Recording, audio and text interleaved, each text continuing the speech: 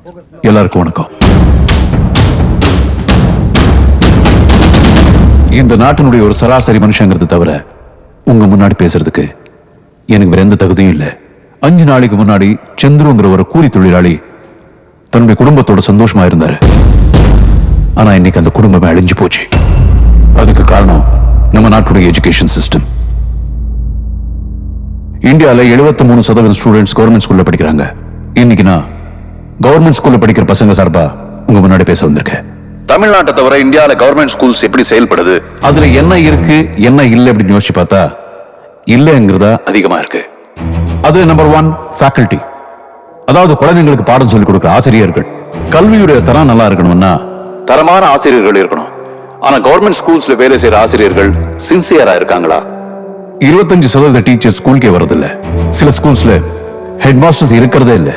இதை தவிர இந்தியாவில் 20% கவர்மெண்ட் ஸ்கூல்ஸ்ல ஆசிரியர்கள் வேலைக்கான இடங்கள் காலியாவே இருக்கு. Number 2 infrastructure. ஒரு அமைப்பு சிறப்பா செயல்பட தேவையான கட்டமைப்பு. சரியான கிளாஸ் ரூம் வசதி இல்லாம இந்தியாவில் பல கவர்மெண்ட் ஸ்கூல்ஸ் இன்னும் மரத்தடியில தான் நடந்துகிட்டு இருக்கு. இதை விட கொடுமை என்னன்னா பீகார், ஒரிசா போன்ற மாநிலங்கள்ல பிளாக் போர்டு கூட இல்லாம செவுத்துல எழுதி பாடத்தை நடத்திட்டு இருக்காங்க. பல ஸ்கூல்கள்ல குழந்தைங்களுக்கு விளையாடுறதுக்கு பிளே கிரவுண்ட் இல்ல, லேப் இல்ல, கம்ப்யூட்டர்ஸ் இல்ல. இருந்தாலும் அது வேலை செய்யறது இல்ல. Number 3 cleanliness. நம்ம நாட்டில் பெரும்பாலான கவர்மெண்ட் ஸ்கூல்ஸ்ல குழந்தைங்களுக்கு நல்ல குடிநீர் வசதி இல்ல, போதிய டாய்லெட் வசதி இல்ல. அப்படி இருந்தாலும் அது கிளீனா இருக்கிறது இல்ல. ஒரு நாளைக்கு 8 மணி நேரம் குழந்தைங்க இருக்கிற இடம் பள்ளிக்கூடம் தான். அது கிளீனா இல்லைன்னா அவங்க எப்படி ஆரோக்கியமா வளர முடியும்? நம்பர் 4 மோட்டிவேஷன், உற்சாகப்படுத்துதல். உன்னால முடியும் அப்படின்னு ஊக்கப்படுத்தினதானே சரியா படிக்காத குழந்தை கூட நல்லா படிக்கணும்னு முயற்சி பண்ணும். ஆனா அப்படி செய்ய பெரும்பாலான டீச்சர்ஸ்க்கு அக்கறையும் இல்லை, பொறுமையும் இல்லை. நம்ம நாட்டில் ரைட் டு எஜுகேஷன் சட்டத்தின்படி 8th ஸ்டாண்டர்ட் வரைக்கும் கல்வி இலவசம் தான். ஆனா குவாலிட்டி பெரிய கொஸ்டின் மார்க். இது வரைக்கும் எந்த அரசியல்வாதியாவது தன்னுடைய பசங்களை கவர்மெண்ட் ஸ்கூல்ல படிக்க வச்சிருக்காங்களா? இல்ல. ஏன்னா அந்த ஸ்டாண்டர்ட் அவங்களுக்கே தெரியும். இதை விட கொடுமை என்னன்னா கவர்மெண்ட் ஸ்கூல்ல பாடம் சொல்லிக் கொடுக்குற டீச்சர்ஸே அவங்களுடைய பசங்களை பிரைவேட் ஸ்கூல்ல தான் படிக்க வைக்கிறாங்க.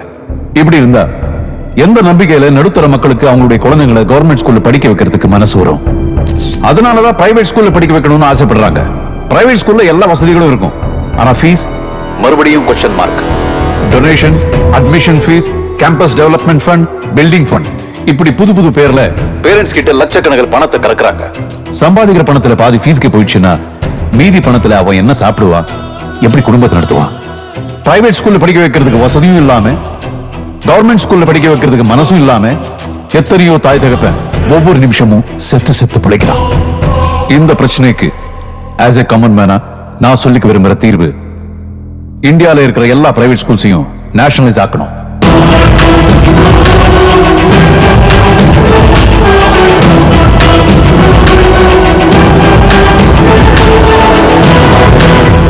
அப்படி அரசுடைமையாக்குனா இந்தியாவில் இருக்கிற எல்லா பிரைவேட் ஸ்கூல்ஸும் மூடப்படும். ஆனா பிரைவேட் ஸ்கூல்ஸ் முதலாளிங்க எந்த காரணத்துக்கு கொண்டு பாதிக்கப்படக்கூடாது. அவங்க ஸ்கூலுக்கு செலவு செஞ்ச நியாயமான பணத்தை கவர்மெண்ட் கொடுத்து அந்த ஸ்கூலை விலைக்கு வாங்கணும், இல்ல லீஸ் எடுத்து நடத்தணும். இது ஒன்றும் தப்பான விஷயம் ஒன்றும் இல்ல. ஒரு ரோட எக்ஸ்டெண்ட் பண்ணணும்னா இந்த பக்கம் 10 அடி அந்த பக்கம் 10 அடின்னு கேட்டு அந்த நிலத்தோட சொந்தக்காரங்க கிட்ட கவர்மெண்ட் பணம் கொடுத்து வாங்குறது இல்லையா? அது விவசாயம் பண்ற நிலமா இருந்தாலும் கூட அது தப்பு இல்லைன்னா பிரைவேட் ஸ்கூல்ஸை கவர்மெண்ட் வாங்குறது தப்பே இல்லை. இது ஏதோ நான் புதுசா சொல்றது இல்ல. எத்தனையோ ஃபாரின் கண்ட்ரீஸ்ல இப்போ இது நடைமுறையில் இருக்கு. பணம் கொடுத்தாதா படிப்புங்கிற நிலைமை இந்தியாவில் எங்கேயும் இருக்கக்கூடாது. ஆட்டோக்கார பையனா இருந்தாலும் சரி, டாடா பிர்லா பையனா இருந்தாலும் சரி, அரசு பள்ளிக்கூடத்தில் தான் படிக்கணும். அது இன்டர்நேஷனல் ஸ்டாண்டர்ட்ஸ்ல இருக்கணும். இப்படி எல்லாம் நடந்தா நாடு எப்படி இருக்கும் தெரியுமா? நம்ம நாட்டோட கல்வி தரம் 100% முழுமையா இருக்கும். சைல்ட் லேபர் அப்படிங்கிற வார்த்தையே இந்தியாவில் இருக்காது. நாளைய இந்தியாவை ஒளிநடத்துற அரசியல்வாதி ஒரு தலை சிறந்த தலைவனா இருப்பான். ஒரு ஒழுக்கமான சமுதாயம் உருவாகும். உண்மையான நாட்டுப்பற்று ஒவ்வொரு இந்தியனுடைய மனசுலையும் உருவாகும். படிப்புங்கிறது ஒவ்வொரு குழந்தையுடைய பிறப்புரிமை. அதை பறிச்சு அவங்களை அவமானப்படுத்துறதுக்கு யாருக்கு ரைட்ஸ் இல்ல. இந்த உலகத்துல நான் மதிக்கிறது 2 பவர். ஒன்னு ஸ்டூடெண்ட்ஸ், இன்னொன்னு மீடியா. நான் சொன்னது உங்களுக்கு சரின்னு தோணுச்சுன்னா தயவு செய்து இதை நாடு பூரா கொண்டு போய் சேருங்க. எனக்காக இல்ல, நம்ம நாட்டுக்காக. ஜெய் ஹிந்த்.